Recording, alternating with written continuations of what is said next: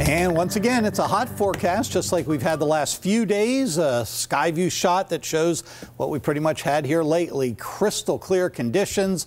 But again, the warmth is really out even in the evenings, and the heat during the day. Second day in a row that we were way up there, just shy of 90 degrees.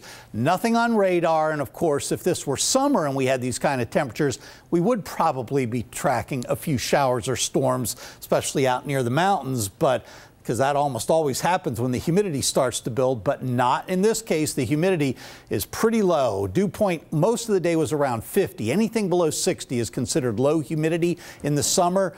Temperature out there 73 degrees right now. Tonight, maybe down into the mid 60s. I'm not convinced we're even going to get quite that low. Definitely breezy. That is certainly mild, and the winds will continue again to bring in that warmth during the day tomorrow. Meanwhile, no precipitation, of course, today. The record 92 degrees from 1965.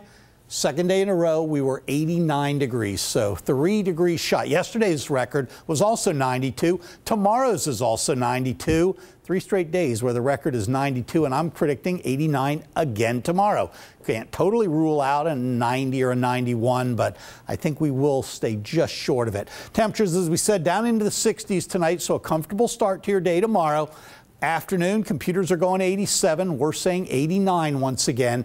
Notice some of these showers off in northern Virginia tomorrow. Mostly they're going to tend to fall apart. Some clouds on the increase as we go into early Saturday. And notice the wind shift, that front sitting right about over top of us. I think we're going to get by Saturday without a whole lot of rain into the region. The best chance, we've been talking about this for a few days, will tend to be off more into central Virginia with that easterly wind having to go up the higher elevations, and that'll create thicker clouds out there. And then a little low pressure forming along this front increases the rain chances some during the day on Sunday.